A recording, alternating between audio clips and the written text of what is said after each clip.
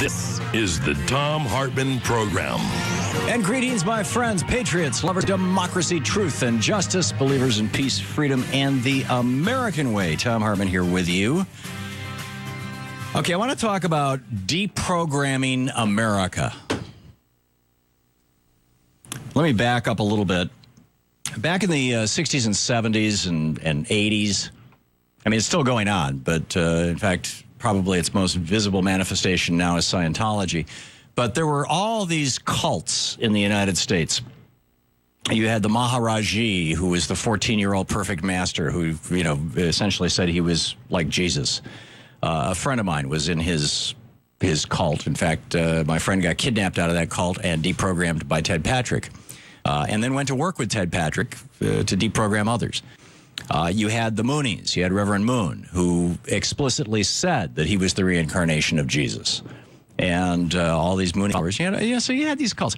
Now, these were relatively benign cults in that they took kids away from their families. They isolated people, but they didn't lead to death. I mean, the most extreme example of that was Jim Jones. Jim Jones had a cult that was actually a death cult. He moved down to Guyana, and they all drank the Kool-Aid literally and died. Nations can be seized by cults, just like religions can be seized by cults.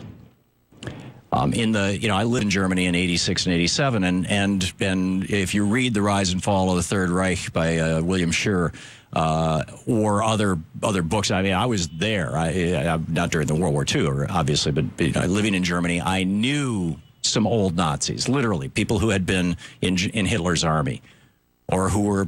In fact, I knew one guy who was still a Nazi. He's now dead, but he's an old guy from that era. And what happened in Germany and happened in Japan, and we can find modern day parallels to this with Slobodan Milosevic and Radovan Karadzic and is it Bosnia or Serbia? I mix up that part of the world. And frankly, ISIS right now. And in fact, I would say, Wahhabism in general. What you find are these basic cults. They are cults every bit as much as the Maharajis or Reverend Moon's is a cult. But they're cults that involve the subjection or murder, or usually both, of, quote, inferior people. We played with this in the United States in two big ways. Most recently against people of all races in the 1920s with the euthanasia movement, where we were sterilizing women who were mentally retarded and people who were born with birth defects. We were sterilizing them. Our eugenics movement, well, the eugenics movement actually began in England. It came out of Herbert Spencer, Charles Darwin's cousin, who was an economist, and a few other people, and came to the United States. And we did it big time. And Hitler actually used our eugenics posters about, cleansing the race, essentially, in his early campaigns in the early 1930s. So throughout the 1930s and right up toward the end of the World War II, in Germany, you had Germans who actually believed that Hitler was somehow associated with Jesus, that he might be John the Baptist, he might be the reincarnation of Jesus, and Hitler himself was saying he was bringing a 1,000-year Reich. Ein Volk, ein Welt, ein Reich, ein Führer. One world, one people, one leader. Similarly, and you had German soldiers, enthusiastically not just going off to die, but also killing people. From Auschwitz to Belsen to Dachau, although Dachau was technically a work camp, not a death camp, but a lot of people died there. I think Dachau, if you want to draw parallels, would be probably more similar to American plantations. It was a slave labor camp. And they were all over Germany, by the way. There were hundreds of them. And they were manufacturing commercial goods. So you had a death cult in Germany. In Japan, you had a death cult. Emperor worship. When Admiral Perry first broke Japan open to the world in the late 19th century, as I recall, with his black ships arriving and just shocking the Japanese. The Japanese response to Perry literally forcing at gunpoint the Japanese to allow Americans and Europeans to come in and trade with them and interact with them was xenophobic nationalism and racism and emperor worship. The Japanese had always, to a certain extent, believed that the emperor was the reincarnation, or not the reincarnation, was the last, whoever was the emperor was the last in the long lineage that went back to the very first man. And the very first man was born from the sun god. So essentially, the emperor was like, the descendant of Jesus Christ sort of thing, the descendant of the Son of God. If Jesus had had children and they had had children and they had had children and it had passed down all these generations and the Pope was actually could claim a bloodline back to Jesus, that's how it was in Japan. And people were so committed to this man that they thought was divine that they were willing to commit suicide, the kamikaze pilots, all this kind of thing. This sort of death cult, Radovan Karadžić and Slobodan Milosevic. Karadžić was a psychiatrist. He actually, and his goal was to cleanse the Muslims from that part of what was originally Yugoslavia, as I recall. And he did it by setting up rape camps where they would bring in hundreds of thousands of Muslim women and have good Christian soldiers rape them repeatedly until they were impregnated. And the more blonde the soldiers, the better. And Hitler was doing something very similar in many cases. These are death cults. You wake up out of a death cult when you realize that it was a death cult. Most people, they get caught up in a cult, they don't even realize they're in a cult. It was losing World War II that woke up the Germans and woke up the Japanese to the death cult of Nazism and the death cult of emperor worship. It was losing the war, it was losing the war in the former Yugoslavia that woke up many of the Serbs or the Bosnians. I forget. My apologies. I forget which is which. Here in the United States, we had a death cult that was running an institution called slavery for several hundred years. We had concentration camps that we call plantations for several hundred years. That death cult is still alive and well in the South. And it's not just in the South, by the way. This is why up in Wisconsin, when Scott Walker said, oh, well, we're going to make welfare recipients pee in a cup before they get their welfare. Even though, drug abuse among people on welfare is actually lower than pretty much any other group. We're going to humiliate them. Why? Well, because, and he mentioned Milwaukee, which has got a very large black population, because they're black people, of course. Racism and slavery are inextricably tied. Paul Krugman, on June 22nd, in his piece, Slavery's Long Shadow, he says, as recently as the 1980s, half of all Americans opposed interracial marriage. Think about that for a second. He said, race made Reaganism possible. And to this day, Southern whites overwhelmingly vote Republican to the tune of 85 to 90% in the Deep South. Then he looked at another paper that was done in 2001 by some relatively conservative economists, actually, titled, Why Doesn't the United States Have a European-Style Welfare State? Why, it turns out? Well, because most white people think that most welfare goes to black people. They're wrong, but they think that. And so there you go. He points out the 2012 Supreme Court, gave states the ability to block expanding Medicaid. Who turned such a thing down? 22 states, 80% of the population was in states that practiced slavery. This is the Thom Hartmann Program. Only one former member of the Confederacy has expanded Medicaid. Why? A history of slavery. So how do we deal with this cult?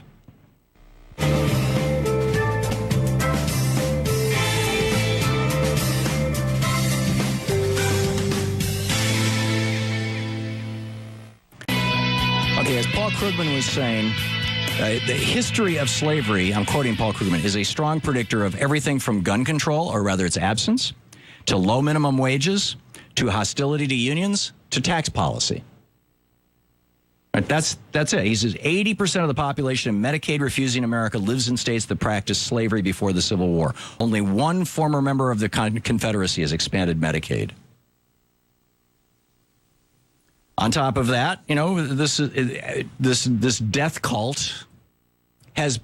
The reason that this death cult has been alive and well in the United States is because after the South lost the Civil War and slavery, quote, ended, there was about a 10-year period called Reconstruction where actually African Americans were elected to public office. I think they took a majority of the political offices in South Carolina, where they were a majority of the population. They took significant political offices across Georgia, Mississippi, Alabama. And then Rutherford B. Hayes, in order to get elected president, made a deal with the South, which was occupied by the Northern Army. Right? The ability of blacks to vote in the South, the ability of African Americans to vote in the South was being enforced literally by the presence of Union troops. And Hayes's deal to become president was that he would withdraw those Union troops if he would just be made president. And he did. And that was the end of Reconstruction. Immediately, the South said, okay, we can't have them as slaves anymore, but we're going to have them as cheap labor. And the South has been the cheap labor South ever since.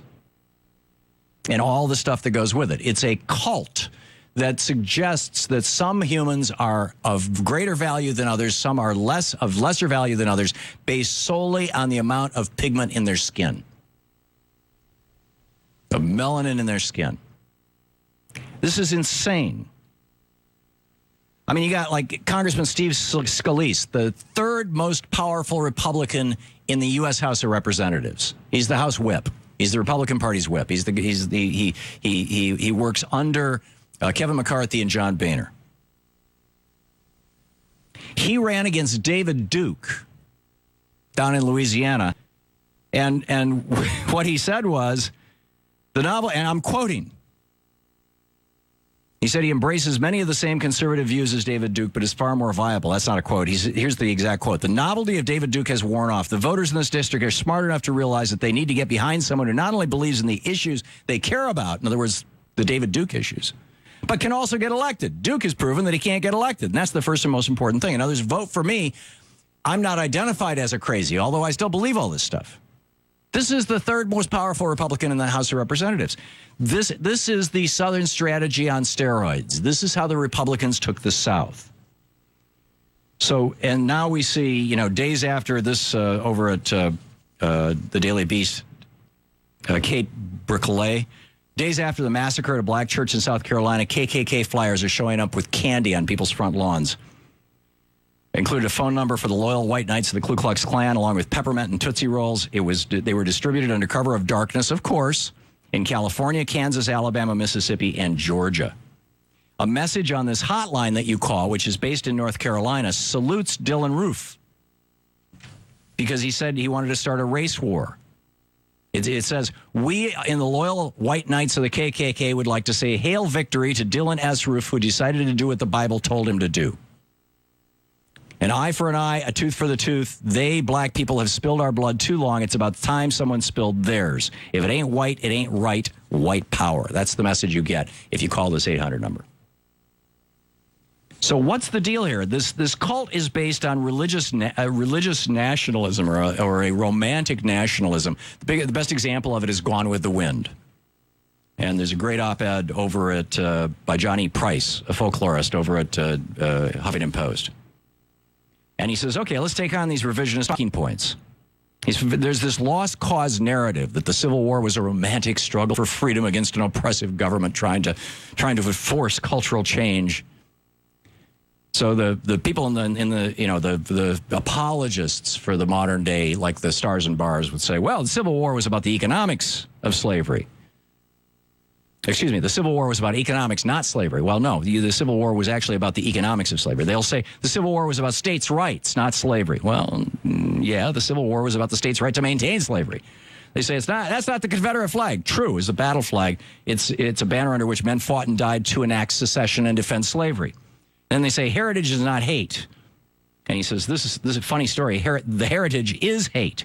Yes, Senator, it does represent one side of the Civil War. That side, he's talking back to Lindsey Graham, that side that advocated slavery and secession. It's a flag of treason. Mike Huckabee gave a speech to this group. They've killed more people. These folks have killed more people in the United States, these conservative citizens, than Al-Qaeda has since 9/11. So how do we break the hold of this cult? The way they did it in Germany, the way they did it in the former Yugoslavia, the way they did it in Japan, the way they did it in Rwanda after the genocide in Rwanda, which again was a death cult. It was led by talk radio show hosts, by the way. The way you break people out of these cults is by awakening them to the dysfunctional and destructive and false, lying narrative of the cult itself. And that's what I hope to be doing today. You're listening to the Thom Hartmann Program. Call 202-536-2370. This is an extraordinary moment in America. We are finally having the conversation we should have had in 1880. Let's continue it.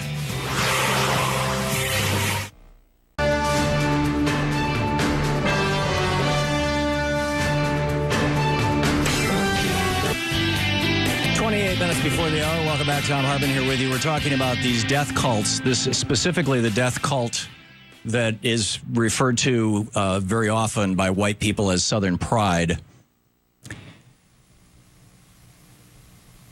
The reason why it's so easy to get people to go along with one of these cults, whether it was Nazism or emperor worship or ethnic cleansing, in Rwanda or in Yugoslavia or whatever. The reason it's, or Mao's Great Leap Forward or Pol Pot's killing 2 million Cambodians. The reason it is possible to get people to go along with this is because there is a basic human instinct to say, me and mine first. Right? If somebody in your family is attacked, you react very differently than somebody you don't know.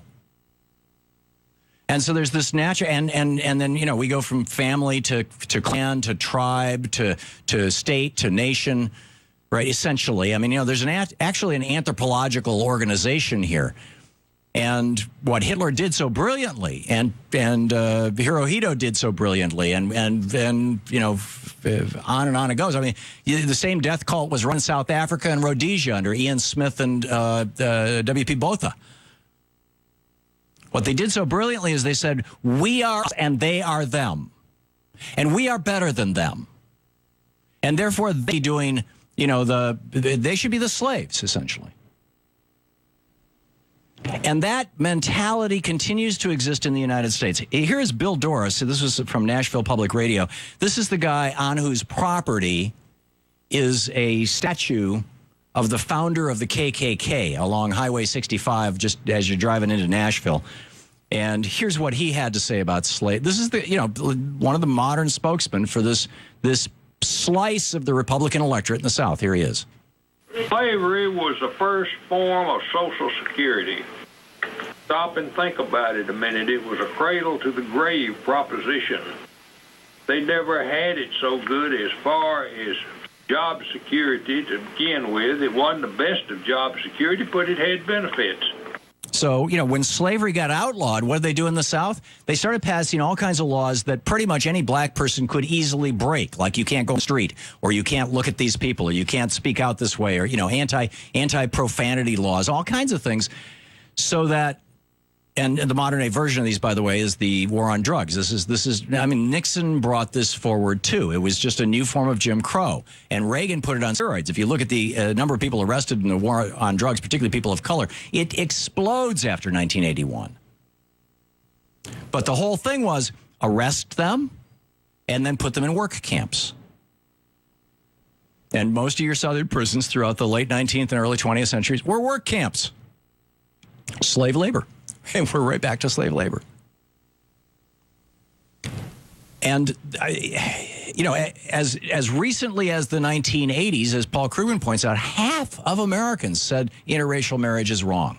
That would be presumably white Americans. In other words, this mentality that there's something profoundly different between white people and black people other than just the amount of pigment in their skin was it's not just alive and well, but was, the pervading meme. So the question, how do we get rid of these death cults? How did the Germans wake up from the death cult of Nazism?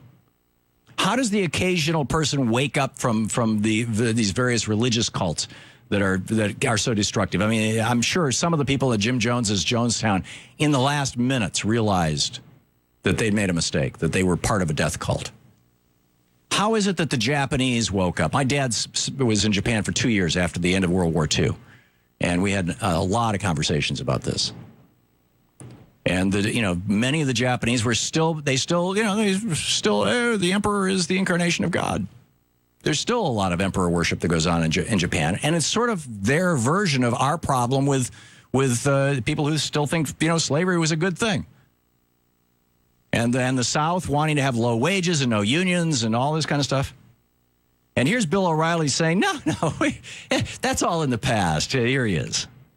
Every country on the planet has racist elements within it. But what does that have to do with anything? It has to do with it. You can't have a perfect world, Kirsten. But it doesn't mean. Well, you're making two different arguments. I mean, is it we're racist and so is everybody else, or no, is we're not everybody racist. else is racist, but we're not racist? We don't have a system where racism is acceptable at all. Well, no, it's not. It's not acceptable. But Right. And that's why in the late 1970s. They passed a law to outlaw redlining by banks because banks were still doing it. And we may no longer have de jure, by at law racism, but de facto it's alive and well. Here's Monica Crowley on Fox suggesting that there's no institutional racism. Are there individual racists in this country? Course. Sadly, yes. Does institutional racism exist anymore? No, it does not.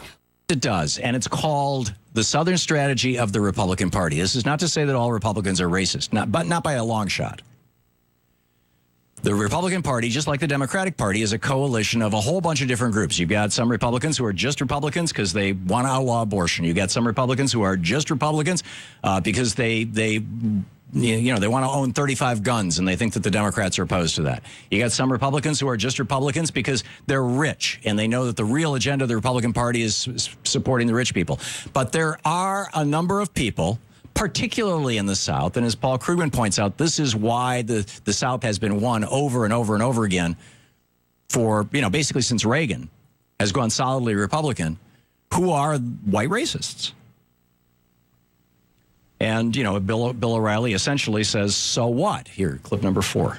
The issue that I made a noise about that upset you so much is this idea that there's something crazy about talking about the fact that slavery was part of this country's history. That there are people out there that believe this, that we believe this. This is what happened. So what? Yeah, so what? Right. And then this is O'Reilly going off on it's only the lunatic fringe. Here it is. Every sane person acknowledges everybody it. does not acknowledge All right. that. Well, That's then what you're talking about the lunatic fringe. No, it's not the lunatic fringe. There are actually a lot of people in this country who are racist, and you just refused. I really have to wonder, like. All right. I have to wonder about why you can't see what's happening because most Americans are not racist. They're not. Really? So how many black really. friends do you have? Really? How many black friends do you have? If you think most Americans are racist, I'm ashamed of you. I'm asking you a serious question. I'm ashamed of you. First of all, I didn't say most Americans were racist. You just said it. If I said that, I meant that we have racism in this country. Every country has it. And that if you don't have... What? How would that make it okay? It's not okay. It's not endemic. But I don't understand how that's an answer. Like, that every country has it? You can't run public policy because there are fringe elements who are insane. Right. So let's say if there's a fringe element that's insane, we're not going to do anything about them at all. ISIS. If there's a fringe element that's insane, we can't make public policy around that. Al-Qaeda. If there are fringe elements that are insane, we can't do anything about that. The Weather Underground. What'd she say? Oh, yeah, voter fraud. Right. Yeah, no, we don't do public policy around this stuff. And meanwhile, over on Fox, a Fox News or a Fox Radio guy, a full-fledged cultural cleansing of the southern states is underway as lawmakers debate whether to remove Confederate flags and rename schools and parks that were originally named after Confederate war heroes. See, this is actually what needs to happen, is we need to acknowledge who these people actually were. The guy that the statue in Nashville, Nathan Bedford Forrest, the founder of the Ku Klux Klan. There's this giant, 20, 30-foot statue to him on I-65 in Nashville that was made by James Earl Ray's lawyer, Jack Kershaw. This guy was not only a traitor to the United States, he was a war criminal. When a black brigade of Union soldiers surrendered to his army, instead of taking them as prisoners of war, he ordered them all slaughtered. This guy was a war criminal and a traitor.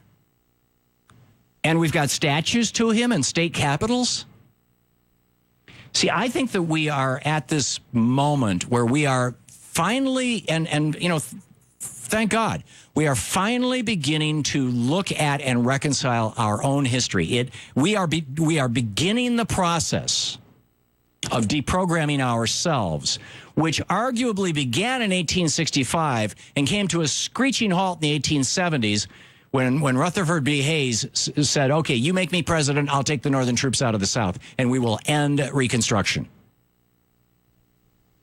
And it flipped immediately into Jim Crow, and we were an apartheid state from the 1870s right up until today, frankly.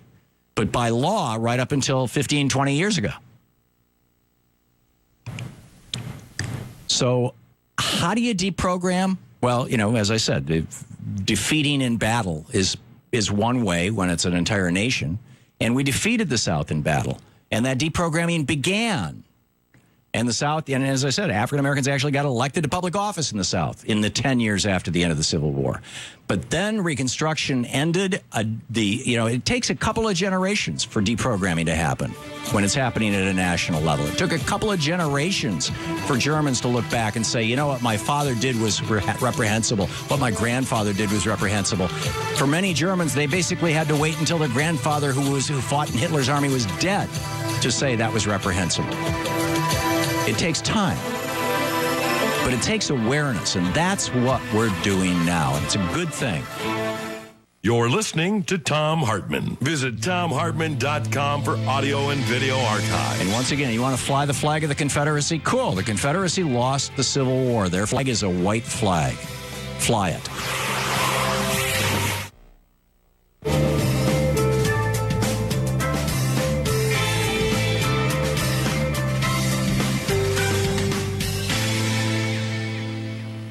Welcome back. Raul in Corpus Christi, Texas. Hey, Raul, what's up? Hi, Tom, what's up, man? I'm a big fan of you. Thank you. I got DirecTV a couple months ago because of the NFL. So I found you, and I wanted to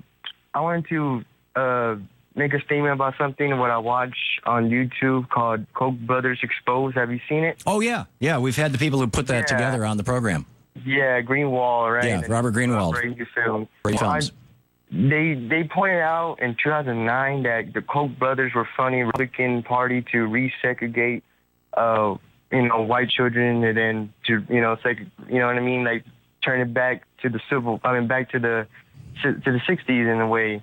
Yeah. And that was in 2009, and then that was just like a couple of years ago, and what I don't understand is like nobody hasn't brought it up, and nobody brought it up in North Carolina how the same kid was from North Carolina. You know what I mean? Like I can see what you say. Like they express that philosophy, and then you have a child like a 21-year-old like him, a loser in a way, take it by heart and accept that Republican philosophy. Yeah, well, it's the losers who buy into the cults because they've got nothing else. And the cult peddles victim to them, which is something that Fox so-called news and right-wing hate radio are really, really good at. And, you're the victim. You're the victim of these black people or whatever it may be. And Yeah, I'm in South Texas. I'm a Tejano, so I could see, the racism still exists. Oh, but in 1954, when Brown v. Board of Education ordered the integration of schools, was it Virginia or South Carolina? One of those two states closed every public school in the state. And all these private schools sprang up, both white and black, but they were totally segregated because they were private schools. And I would submit to you that a piece, not all, obviously, but a piece of the school voucher movement is really a group of white people who want to make sure that there's no black kids in their schools. Yeah, I can see that. Yeah. It's, this stuff is alive and well. Raul, thanks a lot for the call. Great to hear from you, and thanks for calling and for watching on Free Speech TV. Claude in Hempstead, North Carolina. Hey, Claude, what's up? Hello, Tom. I wanted to call about the flag business. Yeah. How would people in this country and people in Europe feel if the defeated Germans incorporated the swastika into their new flag? Right. Or if they put up statues to Hitler all over the country. Yeah, or to SS generals. They were defeated, and that stuff was outlawed. Why the hell wasn't that done in this country? Well, that's a good question. And I would say that it was, Hayes's compromise. It was the end of Reconstruction that led to the end of that. I mean, the roots of slavery and racism are very, very deep. They go back to the founding of our republic. In fact, I would argue that they even go back before that. The genocide of Native Americans began before the slave trade began in North America, and by Europeans. And so, we're steeped in kind of a two racist narratives.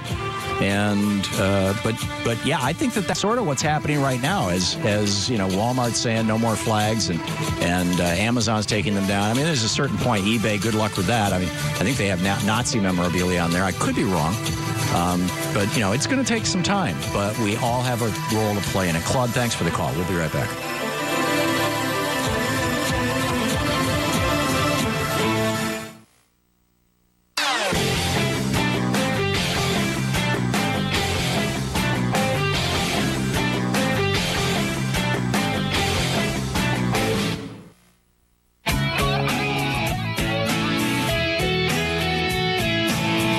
Before the hour, welcome back. Thom Hartmann here with you, and Keith in Waldorf, Maryland. Hey, Keith, what's up? Hi, Tom. First time caller. Liked your show for a long time. Thank you. You're welcome. I just have a quick point about how to deprogram people, and it's really simple, and it's just dialogue, because part of the problem in the South is when you hear the same thing over and over and over again. It's not just necessarily the South; it's rural America. And you're surrounded by everyone who thinks like you, everyone who looks like you. You hear the same thing over and over again, and you don't have a counterpoint of saying, wait a minute, if I know a black person, I know they're not like this. I know a gay person, they're not like this. I know someone who's different, they're not like this. So you get the same. So the only way to deprogram people is just have that counterbalance. Right. That, you hear the same thing, but it's like, wait a minute, no. I know. Well, I think you also have to deconstruct the symbology, like our previous caller who said, if the Germans had incorporated the swastika into their new flag, would we have been okay with that? Or for that matter, would the average German have been okay with that? And the answer is no, because they realized what a horror that flag represented. And I think there was I've been in Germany before, and then they don't accept that. Anything with Nazism is not accepted. Yeah, it's not just not accepted; it's illegal. They decided to do a reconciliation and say, hey, we're going to learn from our mistake and never let this happen again. Right. And one thing about the United States is we don't learn from our mistakes. They keep happening over. Well, no, I think we do learn from our mistakes. Women can vote. African Americans have been enfranchised. It's just, we started out in such a weird place. Where basically, white men who owned property were the only ones who could vote, and they were this was for whom the Constitution was written, et cetera, et cetera. We started out in such a weird place that we've actually come a long way, I think. But I agree with you. Yeah. But now it is time to say, okay, the symbols of racism and slavery, you can keep them if you want, but instead of labeling them as brave and noble, let's label them as losers and traitors. And Absolutely. it's just very straightforward. Keith, thank you for the call. This is the process of waking up from these death cults. Anita in San Antonio, Texas. Hey, Anita, what's up? Hey, Tom.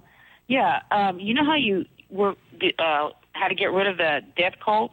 How's that? Is to get rid of Fox News. Well, good luck with that. News, it's got a billionaire behind it. Or try to. We're going to have to try to deprogram the people who watch Fox News because that's all they watch. Yeah. And Fox News is constantly telling them they're the victim. They, the white people, are the victim. Yeah. And yeah, who do they lionize? They bring the George Zimmermans or the Clive and Bundys or the Duck Dynasty guy. Yep. And so the people in this cult, they're watching Fox News. And it is a cult because that's all they watch. Yeah. I don't disagree, Anita. I think that Fox News is a toxic propaganda source for the Republican Party in the United States. And the part of the Republican Party has been, since the 1960s, reaching out aggressively to white racists in the South. That's the bad news. Anita, thank you for the call. The good news is that fraction of white racists, even in the South, is slowly diminishing over time. And I think that we're hitting I think we're frankly at a tipping point. We'll see.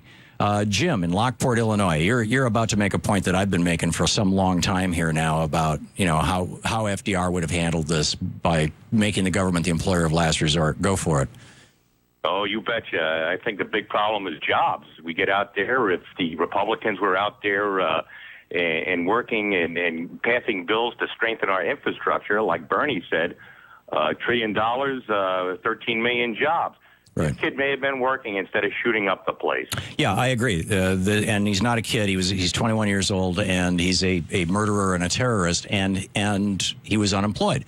And had he had a good job, a decent job, particularly a job in an integrated factory, his life may have turned out very, very, very differently. And so, Stuart in St. Petersburg, Florida, you want to disagree with me? Really? To a point, no, okay? I think that the flag should come down, and I'm from the South, and I've had family members who probably fought in the war, but you have to look at your thinking, and to call them traitors or terrorists is obscured because if we didn't fight England like we did, we would not have the country we have today. So I guess all our founders were labeled traitors and terrorists, Stuart. When they signed the Declaration of Independence, what did Ben Franklin say? I know what he said. He said, we must hang together because if we don't, we shall surely hang separately. They knew that they were traitors, and King George constantly referred to them as terrorists because they refused to, the armies, the George Washington's armies refused to march in line the way the British soldiers did, and it was a hell of a lot harder to kill them. Instead, they were doing guerrilla war tactics. So sure, but they were not traitors to their own country. These were people who had been in North America for 2, 3, 4, 5 generations. They thought of North America as their country and England as the distant oppressor. That's a completely different thing from the settlers in the South the South had willingly become part of the United States of America, and they became traitors to the United States of America. And Dylan Storm Roof, this 21-year-old terrorist thug, murderer, he is as much a traitor and a terrorist as we have ever had in this country. Guess what? Now, what do you want this young man, to go to? You want him to go to a hospital because they're going to probably find him sick and go, well... It doesn't matter. Obviously, I want him to serve life in prison, which is what anybody who commits a crime like this should do. But that said, mostly what I want to come out of this is for people to realize that there is an entire institution which is aligned aggressively and heavily with interlaced with the Republican Party in the United States, particularly in the South, that promotes and believes the same things that this kid believed, I keep calling him a kid, this terrorist believed, that led him to murder these nine people. These nine decent people. That is ludicrous. You know why? Because you go up north, there's as much racism up there, and you never mention the north, but they're racist. I did mention the north, actually, in fact, I started out by saying Scott Walker saying that welfare recipients, particularly in Milwaukee, which has got a large black population, have to pee in a cup in order to get their welfare benefits, and all the white people applauded, because everybody knew the kind of code that he was talking in. The Republican Party still speaks in this code, Stuart. This is what what Lee Atwater said. He said, we don't use the N-word anymore. We don't even have to talk about busing anymore. All we have to talk about is welfare and cutting welfare programs and cutting spending, and everybody gets it. That's going to hurt black people more than whites, and that will reach out to our base. We'll be back. You're listening to Thom Hartmann.